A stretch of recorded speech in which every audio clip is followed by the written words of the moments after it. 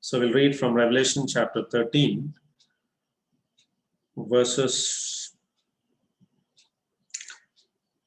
4 to 10.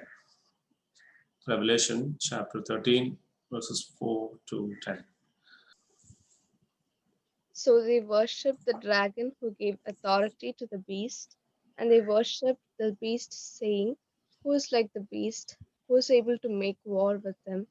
And he was given a mouth, speaking great things and blasphemies, and he was given authority to continue for 42 months.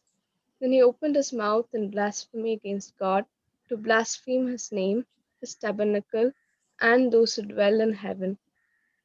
And it was granted to him to make war with the saints and to overcome them. And authority was given him over every tribe, tongue, and nation. And all who dwell on the earth will worship him, whose name have not been written in the book of life of the Lamb slain from the foundation of the world. If anyone has an ear, let him hear. He who leads into captivity shall go into captivity. He who kills with the sword must be killed with the sword. Here is the patience and the faith of the saints. Thank you. We saw about the Antichrist, the beast, yesterday, how that this Antichrist is going to rise in the beginning from the four nations or the four kingdoms that will be the world powers in the last days. And this fourth kingdom, which is superior to the other three, will take dominance, and the leader of that fourth kingdom will come as the single world ruler, the world dictator. We also saw how that the dragon, which is the devil, the Satan himself, is giving his power, his seat, and his great authority to this single world ruler. So this a very mortal man is in a way possessed by the evil one, demon, in such a way that he has accepted the worship of the evil one. I already told you that this position was offered to our Lord Jesus by the devil himself. Bow down and worship me, and I will give all these things to you, which Jesus rejected, which the Antichrist is going to accept. That means he will worship, kneel down and worship the evil one, and the evil one in turn will give him power, he will give his seat, and he will give his authority. And from there on, you see that the people of this world, the first deception that is going to happen is how that Antichrist is visibly able to show a great wonder or great sign that a deadly wound will be healed. That means looks like that he had been slain. He has died and now he has come back to life. And by this wonder or this sign, the whole world will be filled with wonder. They are amazed. That is what has happened. And they they will certainly, most of them will be deceived into thinking that this is God come in person. They will equate to their gods, their messiahs. Jews will say this is Jewish Messiah. The Islam will say it is their Messiah, the Islam Mahdi, and then the Hindus will say that the final incarnation of their gods. So everyone will equate him to their gods, and they will be wondering about how can a mere man come back to life like this. And that will be first kind of deception by which the whole world will be deceived. And they worship the dragon, which gave power unto the beast. So, due to this sign, they will first worship the power behind it, the dragon, the evil one. And here it is, the evil or the devil coming into forefront by bringing about a false miracle or a sign in order to deceive people. Even today, in many parts of the world, people worship the evil one, knowing it is evil, yet they think that they have got powers, which is true, because Satan is given certain powers over this world. He has got some dominion over this world. Therefore, he uses that dominion in order to deceive people. So we need to be very careful about it. So they worshipped the dragon which gave power unto the beast, and they worshipped the beast, saying, who is like unto the beast, who is able to make war with him? Now, the beast or the Antichrist has reached a position of prominence. Initially, he started with one of the four, then he made war and he conquered the other four. He came up with one of the horns, then he captured the three, replaced them, and then has become the prominent one in the 10, and then he became a prominent one in the whole world. That's what we saw in Daniel chapter 7 as well. His rise will be insignificant, but his meteorical rise or the way in which he's going to rise is very rapid and fast, and he will soon have absolute authority over this world. So that is the way that we see him. And the question is, who is able to make war with him? He started off a peaceful man. He started off with a covenant, but soon you will see that his conquest will start. And that is why the second horse that we see in Revelation chapter 6 is a red horse. Immediately after the white horse, it is a red horse. That means he came by peaceful means, but the moment he took control or got a foothold, then he's going to charge with wars, and there will be wars and rumors of wars, as Jesus said about the last days. So then finally, when he has conquered the whole world, this is what the whole people of the world will say. Who is able to make war with him? That means there is no opposition. Now, today, the world is balanced because there are other voices who will oppose if one person takes unilateral decisions in this world. Therefore, it acts as a deterrent of people taking unilateral decisions of evil overtures. So, but in the last day, even good people, they will say, now who will stand against him? He has got the absolute power. He is the total dictator of this world. Now who will make war with him? There is no opposition left. So in that context, we see that it will be very different from the world powers of today. Even when the America, with all its peak military power and all that, it did not have world dominance. There were countries like Cuba, right near their own shores, who were rebelling against their authority. There were others in other parts of the world who did not accept their authority. England, with all its colonial past, could not have an authority like this, or Russia, which had a lot of land, 1/6 of world's, a large part of world's land in its disposal, could not have dominion over the whole world. So you will see that this world empire will be absolute, and he will have overarching power over everything. Okay. Now, if you notice this description, we see that it is given, it is given, it is given. So everything that Antichrist received is given to him.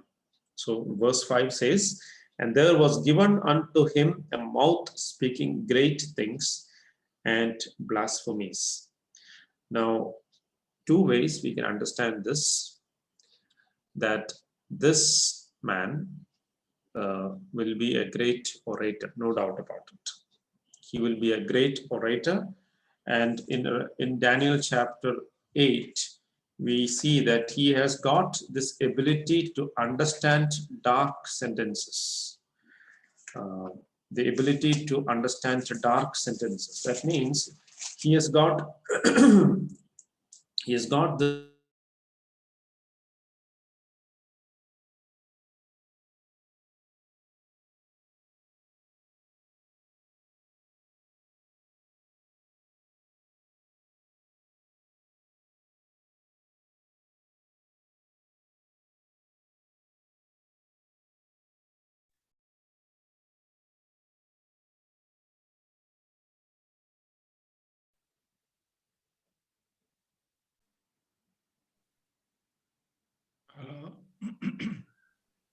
Sir, your voice has not been heard.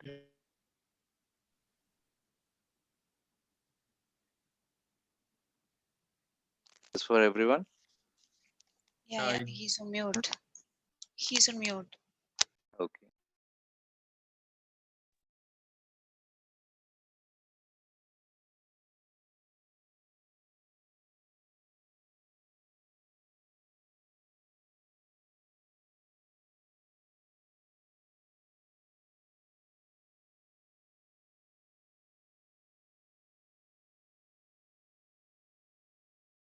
Uncle, why is not coming?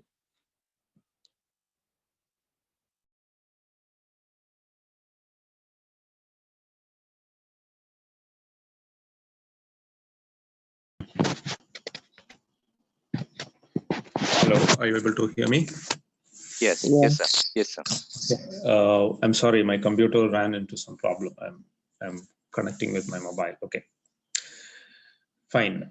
So can you please read Daniel chapter 8, verse 23? And in the later time of their kingdom, when the transgressors have reached their fullness, a king shall arise having fierce features, who understand sinister schemes. Okay. You see,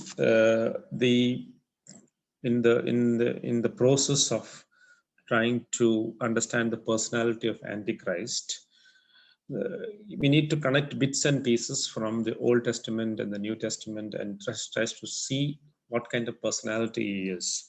So Revelation 13, we read that he is a person who will speak great things, and he will also speak abominations. That is what we read. He opened his mouth in blasphemy against God. Then in verse 5 he says, is given unto him a mouth speaking great things and blasphemies. So here he will use his oratory in order to uh, show to the world that he is a very powerful leader, and at the same time he will have a very astute or intelligent mind, a mind that will be able to understand dark things or difficult things, or that's how that it has been translated. So he will be extremely intelligent and be able to understand the mysteries or the technology or the puzzles of that time. So this is the way that we see him. So coming back to Daniel, to Revelation, we see that one other characteristic is that he will be speaking blasphemies. Now, if you look at world leaders today, they are very they're very hesitant to to speak blasphemies in public. If you look, they might swear while they are in private, to their people in private conversation, but they're very afraid, or they will be very careful to say that in public, in front of a camera or in front of people. They're very afraid to use such language. But one characteristic of this man is that he is going to use such language against God publicly. That means he will not be afraid of anyone. He will not look at diplomatic language or etiquette or anything. So this is one other characteristic of this Antichrist, is that he will not use diplomatic language. He will be very straightforward, and he very rude and very crude in what his speech is. At the same time, he's very intelligent. He is able to understand dark things.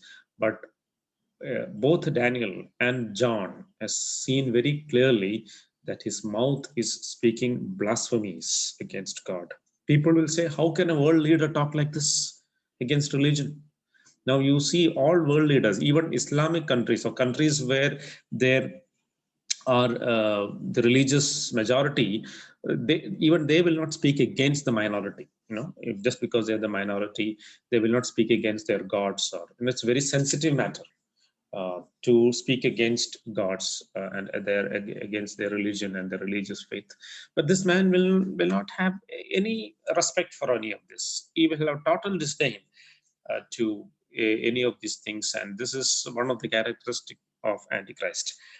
And he opened his mouth in verse 6 in blasphemy against God, to blaspheme his name and his tabernacle and them that dwell in heaven. So it's more specific here that he is going to blaspheme against God.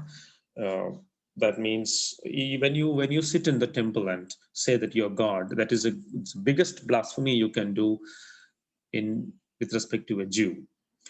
When you say you are as a creator, that you are God, that is the biggest blasphemy you can say against the Muslims, because they will take issue of this fact that you are a man and you're calling yourself God. So he doesn't care, and that is very clear here. And his tabernacle, which means God's dwelling place, heaven. He'll talk against heaven and them that dwell in heaven. That means he will talk about God, he will talk about heaven, he will talk about those who dwell in heaven, the saints and the angels.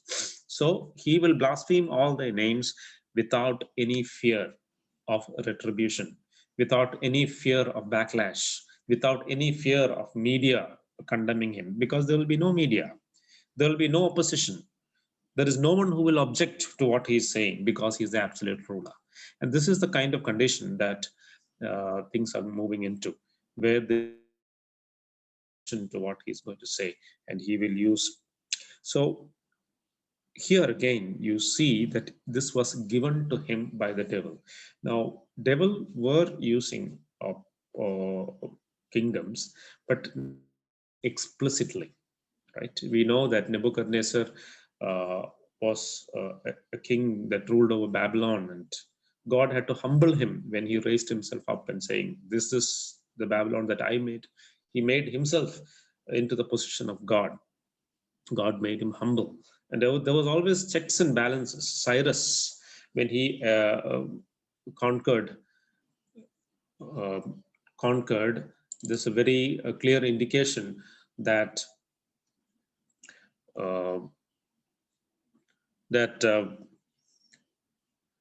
he also was well aware of God's prophecies, and he acknowledged God, and so and others. But this man is very different from all other kingdoms and kings that came before him. Okay, so in verse 7 it is written, and it was given unto him to make war with the saints. Now I want to switch back to my computer to show you a slide that I have made. So I'm just signing off from here and then just joining from my computer again. Just hold on for a minute.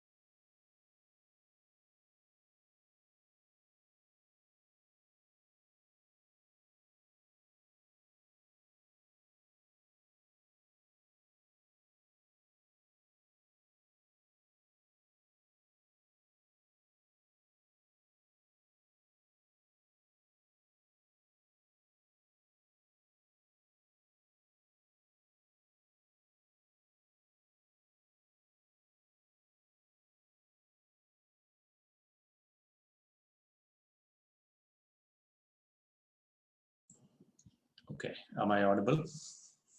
Yes, sir. Okay, fine. So in verse 7, and it was given unto him to make war with the saints and to overcome them, and power was given him over all kindreds and tongues and nations. Now, I want to focus a little bit here that this is a very clear indication that Antichrist is going to persecute saints.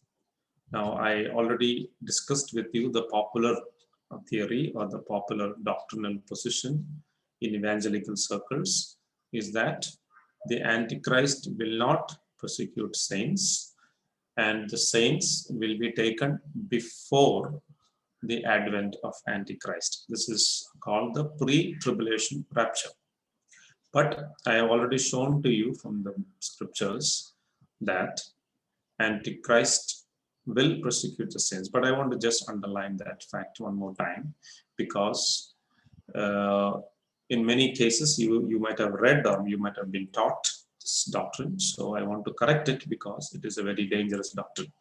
Now here it is written that it was given unto him to make war with the saints and to overcome them. That means authority was given to him, his power and the seat and authority of the devil. He was brought back from the deadly wound to life again. Authority, he was given a mouth speaking great things and blasphemies.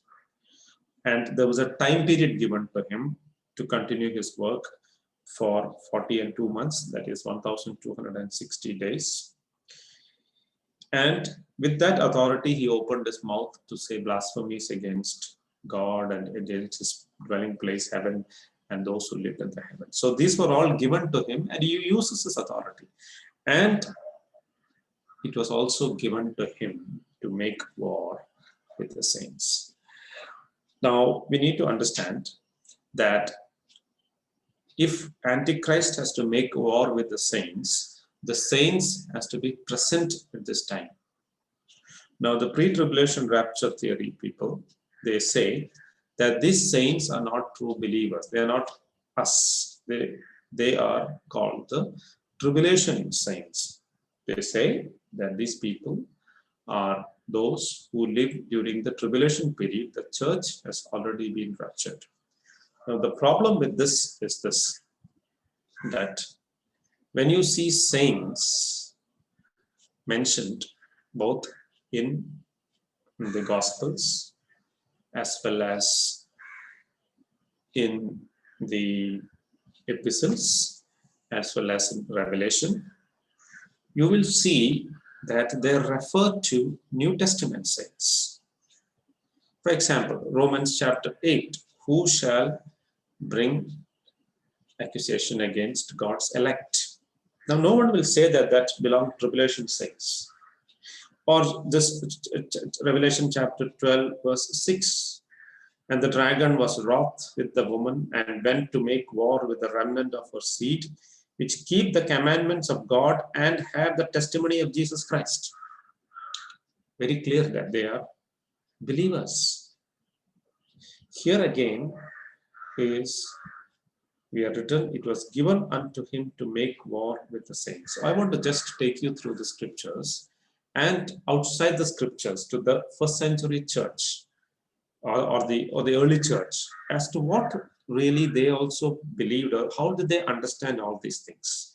It will. I told you that pre-tribulation rapture theory came only in the 1800s. In 1835, if I remember right, about a man by the name John Nelson Darby, that he wrote about this theory. But what about this idea that Antichrist will persecute the saints, and the saints will have to go through the persecution of Antichrist? Is this theory something that is being newly derived or something that we found out? Let us look into the scriptures, and let us also look into the early church, what the early church fathers said about these things. So I want to take you through those things so that you will be clear in your mind that what the Bible teaches and what the early church understood is one and the same. Okay, fine. So, okay. So I want to take you through this overarching theme which is there in the Bible. There are many other verses, but I'm just giving you the main places where this idea that the Antichrist will persecute the saints is mentioned, so that you will know that for sure that the church will have to face the Antichrist, because it is a wrath of the evil one, it is a wrath of man, and we know that church or the saints could go through the wrath of man or wrath of the devil, even though that is not the ultimate thing. The devil will not be able to touch our soul. He will be able to persecute our bodies, but will not be able to touch us. So let me take you through this. So what Daniel says, Daniel says. Daniel in 7:21, if you look, I kept looking, it's talking about that horn. And that horn was waging war with the saints and prevailing against them. In what way did he prevail? In Daniel, in Revelation chapter 13, we says, it was given unto him to make war with the saints and to overcome them. Daniel says, I kept looking, and that horn was waging war with the saints and prevailing against them. Daniel chapter 8, we read that his power will be mighty and not by his own power, and he will destroy to an extraordinary degree and be successful and do as he pleases. He will destroy mighty men and the holy people. Daniel 12 verse 1, we read about there will be a great time of distress such as never occurred from the nation until that time. So here is a clear indication that the Antichrist is going to make war with the saints and he will prevail, he will overcome them.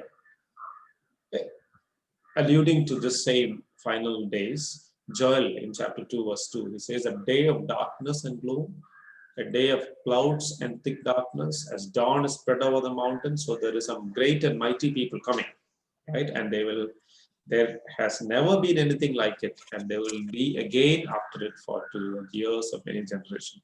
It is a prelude to those last days that Joel is mentioning there, though it is just mentioning about the local situation there, but it was forecasting, or is it a type of the things to come in the future, the great time of distress and tribulation that is going to come upon the whole world. Now by Jesus in Matthew 24 verses 21 to 22, he says, there will be a great tribulation such as not occurred since the days of the world until now, nor ever will again. And if those days have not been cut short, no life would have been saved. But for the sake of the elect, now this is very important, for the sake of the elect, those days will be cut short. That means elect will be there during those time. For the sake of the elect, that means because he will be merciful and kind to the elect, those days will be cut short. That means that the time of persecution of the saints will be cut short, even though Antichrist will be active for the full 42 months.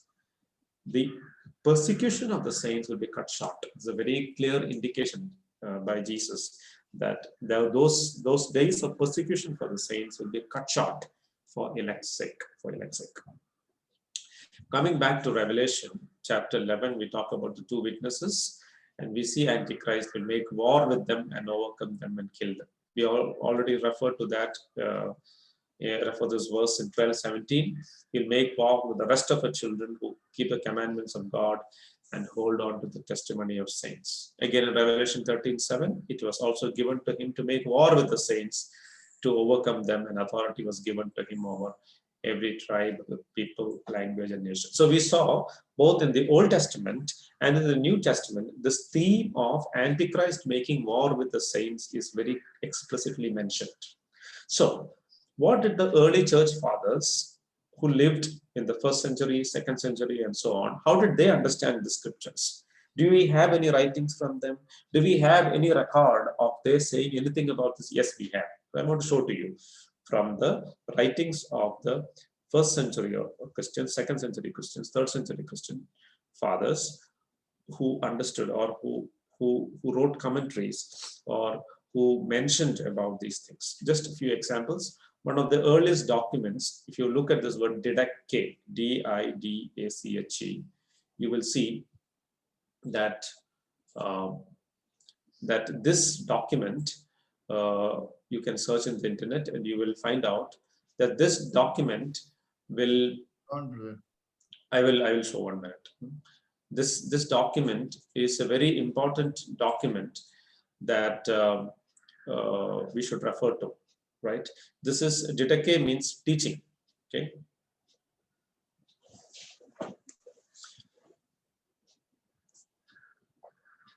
Didache means teaching, and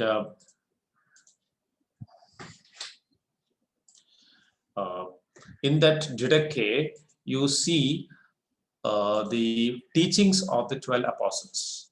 And when you see the teaching of the 12 apostles, you will see that this is one of the earliest documents that you could find in the Christian literature.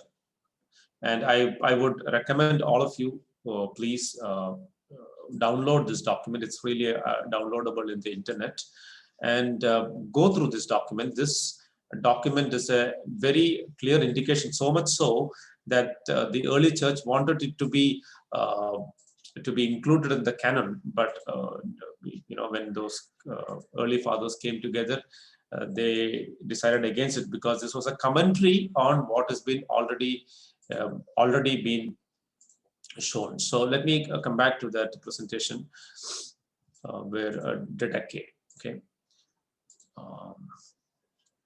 Right. Able to see? Yes, sir. Now, the Didache is made of 3 parts. Okay, the Didache is made of 3 parts. If you look, the first is a code of Christian morals, the 2 ways, which is expounding the way of life and way of death. Okay, please download it and go through it, and you will understand what I'm trying to say. The second is a church order, manual of rules of conduct prescribing the correct practice of baptism, church polity, and Lord's Supper and other matters. So that is the second part. And the third part is what we are interested in now.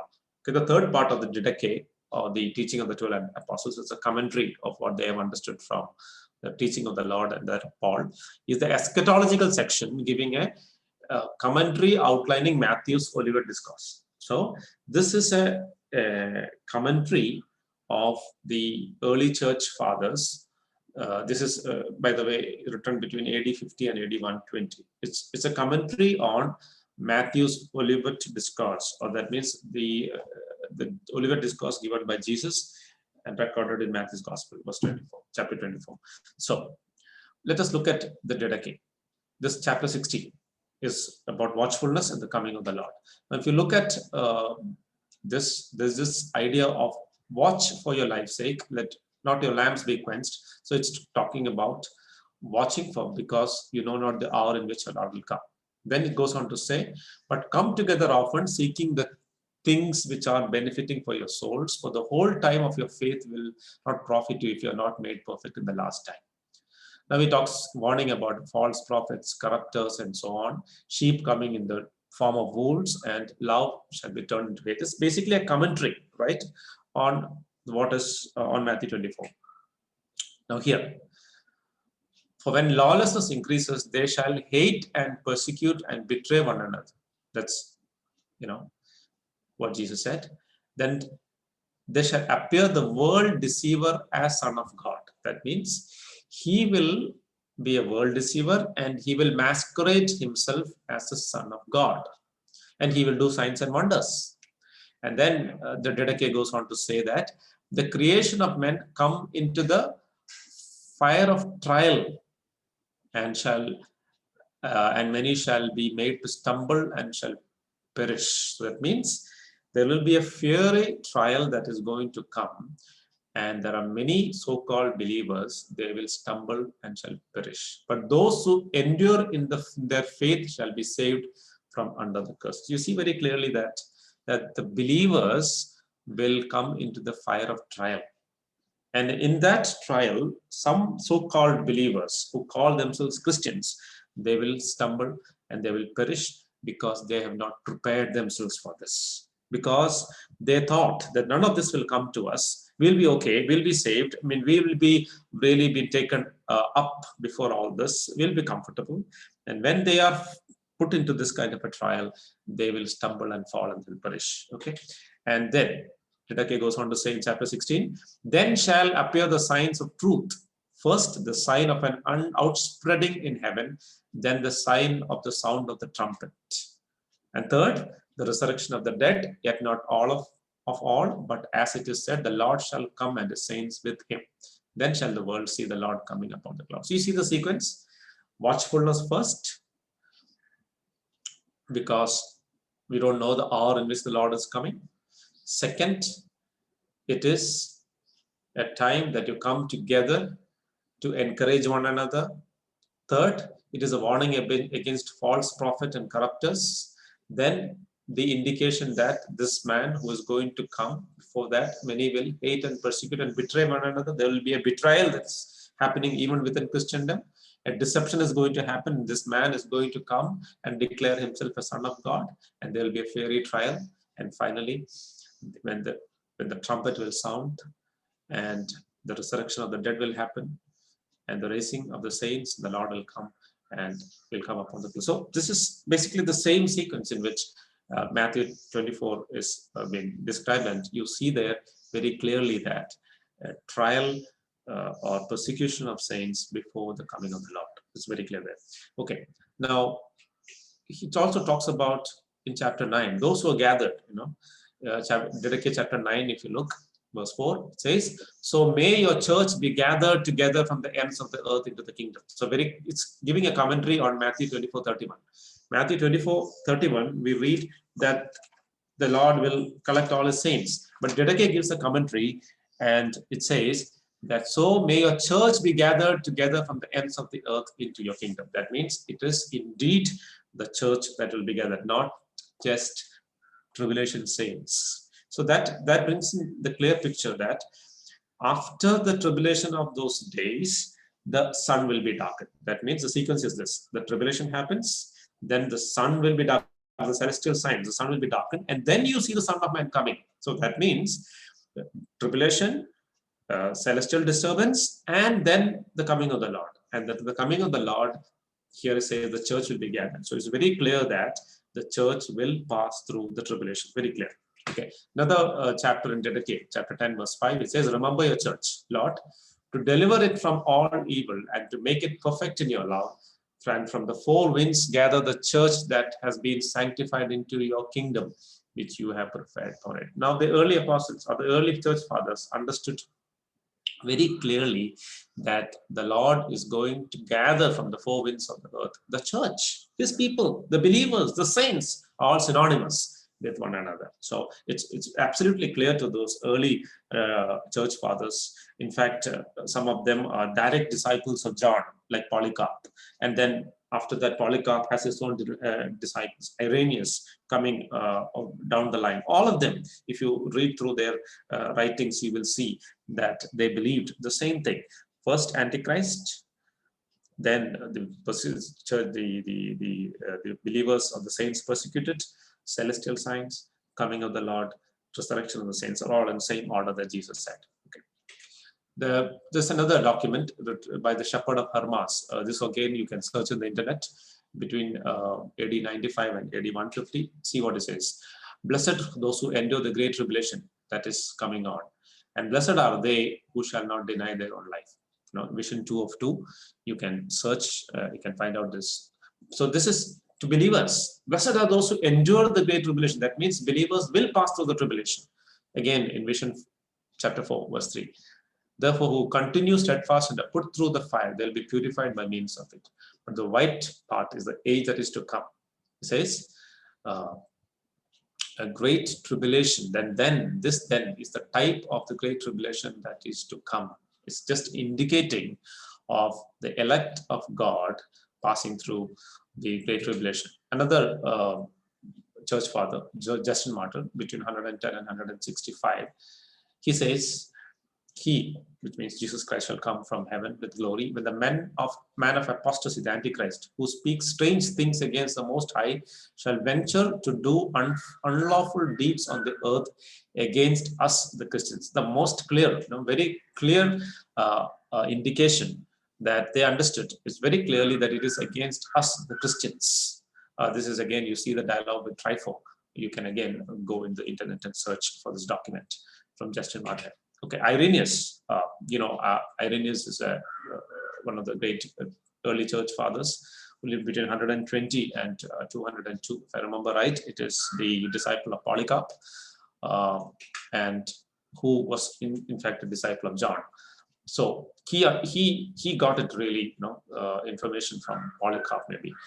And they, the 10 kings shall rise, shall lay Babylon waste, and burn her with fire, and shall give their kingdom to the beast, and put the church to flight. Again, a mention of the church in the time of the beast. Okay. Again, in this document against heresies, verse 29, you read, therefore, in the end, the church shall be suddenly caught up from this. It is said, there shall be tribulation such as not been since the beginning, there shall be. For this is the last contest of the righteous, in which when they overcome, they are crowned with incorruption. Again, a reference to the saints or the righteous passing through the tribulation. Tertullian, okay, who lived between 145 AD to 220. Heresies at the present time will no less rend the church by their perversion of doctrine. Then will Antichrist persecute her at that day by the cruelty of his attack. Again, this early church father understood that the Antichrist will persecute the saints, the church. Okay, talks more things there. And there's a man called Hippolytus, another church father who lived between 185 and 235. He says, when he makes war against the saint and persecutes them, then may we expect the manifestation of the Lord from heaven. So, Antichrist before the day of the Lord. That means he also was expecting that the Antichrist will make war against the saints and persecute them. And then may we expect the manifestation of the Lord from heaven. So very consistently, we see the early church fathers believed that Antichrist will come before the day of the Lord, and Antichrist will make war with the saints. And immediately after those days, the sun will be darkened, the moon will not give light, and there's great celestial disturbances that will happen. And then we see the Son of Man coming in the clouds. So it is not that some doctrine that we have spinned or something that is newly derived that came up in Revelation. It is all through believed by the believers in all ages, especially those who are very close into the time when this document was given by John. And John taught it, I believe, and Polycarp was a disciple of John, and Polycarp taught to his disciples. And from there on, this they understood very clearly that the Antichrist will make war with the saints. So this is a consistent theme, both in the Old Testament, in the New Testament, and also in the early Christian writing. So that's a final reference, that we may be prepared for them and not deceived. You see, in order that those things, Antichrist, mark of the beast, come to pass, we may be prepared for them and not deceived. So here is another warning by Hippolytus, that you be prepared. And those who are not prepared, I tell you, and not only me, but the Bible and about the early church fathers, they warned their disciples, their church, that lack of preparation is the sure sign of getting deceived. And how do you? By understanding the sequence of events correctly and asking the Lord, Lord, help me to be faithful till the end. Help me to be faithful today, this day, to be faithful to you. Not to compromise on my Christian life. Not to compromise on small things, because Jesus said, if you're faithful in small things, the Lord is looking at faithfulness in small things. And today, if we don't compromise, we don't give in to the devil, we don't give in to the evil one, the Lord will give us strength to when it comes in bigger things, when our life is at stake, when our property is at stake, when our loved ones are at stake. He will give us more faith to stand against it. So here is the point, that when the Antichrist is going to come and the mark of the beast, the things are going to be forced upon the people of God, that we may be prepared and be not deceived. When the times advanced, those things are said, will be manifested. So they lived in that clear understanding in those early days, even in the 2nd century and 3rd century, about they had no panic, they had no problem in understanding that Antichrist will come before the day of the Lord. Now, let me add one thing. This pre-tribulation rapture, if you notice carefully, they have sprung out of affluent societies, both from England and from America, right? They came out of situations where they are comfortable. They don't want to give up their comfort zones, money, luxury. But you look at the churches in Russia, in China, those who are going through fierce persecution. When they read the plain Bible without any commentary, they understood very clearly that the church will go through persecution, because that is a plain reading of the Bible. Why they had to twist the Bible to make sure that church will not go through the tribulation, because of they don't want to leave their comfort zones. They want to think that nothing will happen to us and we'll be okay, which is never consistent with what the Bible says. So I want to just underline this fact again to you, that do not be deceived, because lack of preparation is a sure way of getting deceived in the last days. Coming back to Revelation 13, it was given, verse 7, it was given to him to make war. One more is there about Cyprian. I'll share this thing. I don't have time to go through all this. There are many others you can also see, so I will leave it at there. So let's come back to Revelation chapter 13, verse 7 and 8 again. And it was given to him to make war with the saints and to overcome them, and power was given him over all kindreds, tongues, and nations. And all that dwell upon the earth shall worship him, whose names are not written in the book of life of the Lamb slain from the foundation of the world. Now, the pressure of worshiping him, as I told you, in the Roman Empire, it started the deification of their gods, Caesars, started with Julius Caesar, who called himself God, the Roman Empire. But when it started, he did not force people. He just said, I'm God. People might think, okay, he's a maniac. He's a monomaniac, or he's a megalomaniac, thinking that, he's God. Okay, if someone says he's God today, we'll think he's mad. But then people thought like that, okay, he's little, carried away by his own importance, so he's calling himself God. But when you see subsequent rulers, they went one step ahead. Augustus Caesar made temples in his name, right? That means he's not only called himself God, but he made temples in his name so that people can come and worship. But when it came to Caesar, like Domitian, down the line, you see that he is forcing them to. It started off by a thought, then Augustus Caesar started to build temples. Then as it progressed, he's forcing them. But even in the Domitian time, he had given exceptions. For example, for the Jews, it can be registered as a straight religion, and Jews could be exempted from taking part in that the imperial day, where everyone was to have to. So there were exceptions to that. But here, there will be no exceptions. There will be no exceptions given in the time of Antichrist. And all that dwell upon the earth shall worship him. That means it is a universal imperative command, made mandatory to all people of all nations and all tongues and all kindred. That means it will be a law made into a non-impeachable law that everyone living in this world should worship him. And who will worship him? All those whose names are not written in the book of the life of the Lamb. It's not written that all those are not Christians, because Christians will also worship him. But the indicator is the remnant. The remnant. That is why John very clearly says, whose names are not written in the book of life. Very, very important. Now, whose names will be written in the book of life? His elect.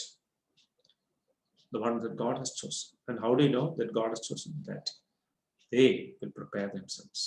They will be ready, and they will not be willing to take and worship. They'll say no. Just like Shadrach, Meshach, and Abednego, a minority among all those people. There will be three. There will be few who will say, no, we will not do it. We cannot worship you. Why?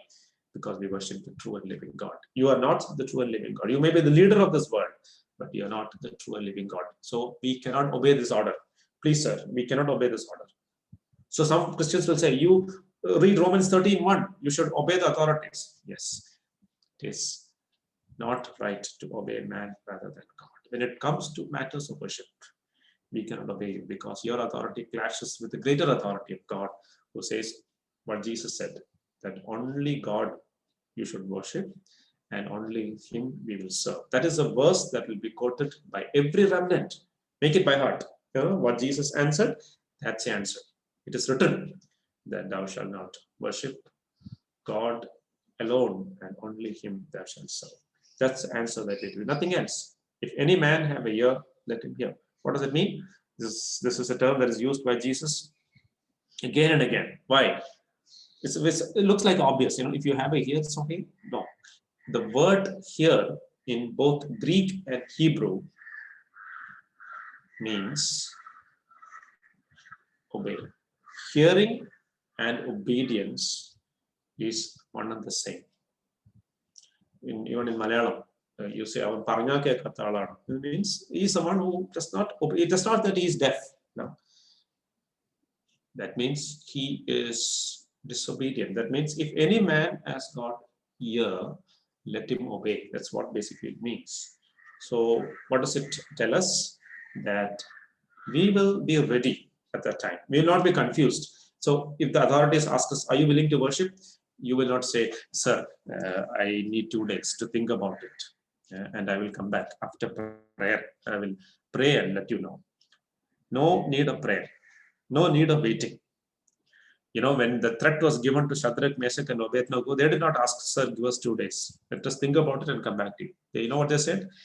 We are not careful to answer in this matter. This is a bygone conclusion. We have already decided about it. We have prepared our minds and hearts for this day when we are going to stand up before you and say one thing. We will only worship God, and only God we will serve. There is no need to think. There is no need to pray. There is no need to meditate. The answer is already decided.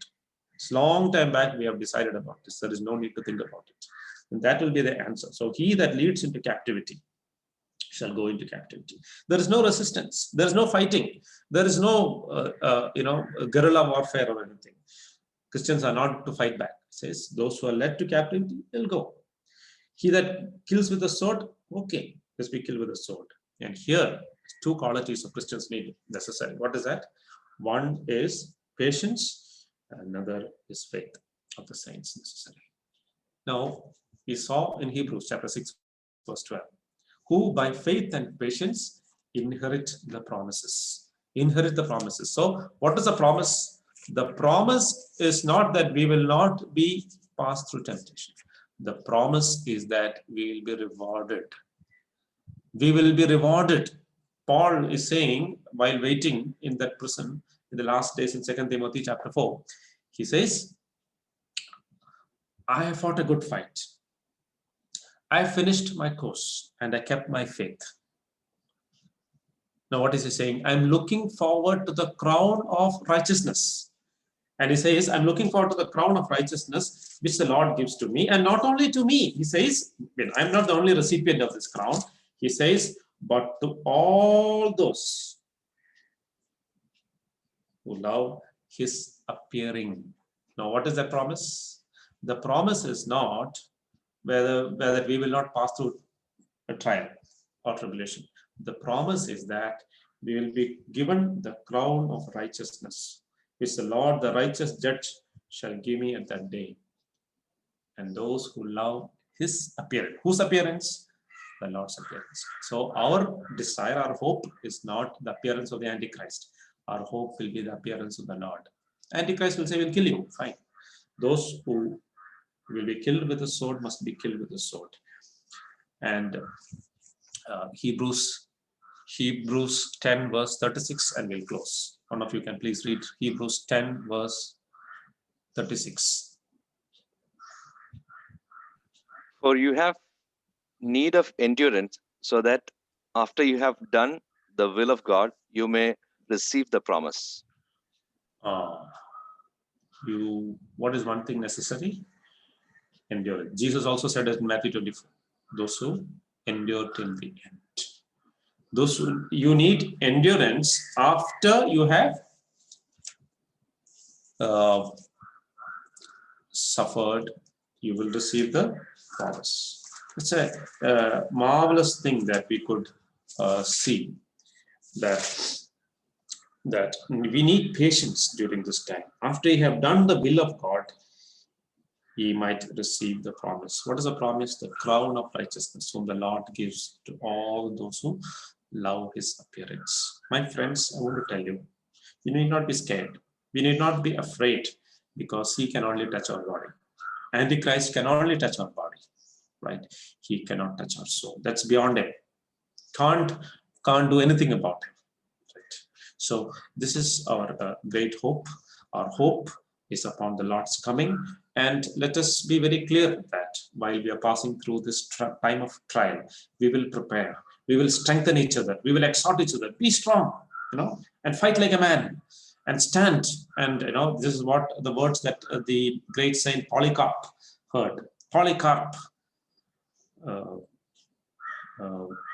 act like a man, be a man, stand like a man until standing. And that's what exactly he did while he was being burned and gone through that persecution at a very old age, in his 80s. He said, I have not done, I've been serving the Lord for the last 80 years, and he has not done anything harm to me. How can I say anything against him? He was playing the man.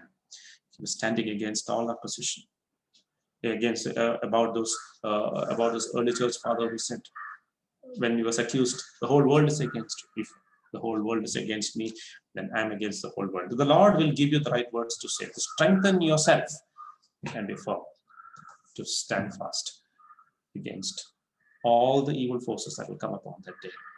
And we need faith and patience to inherit the promises of God. God bless.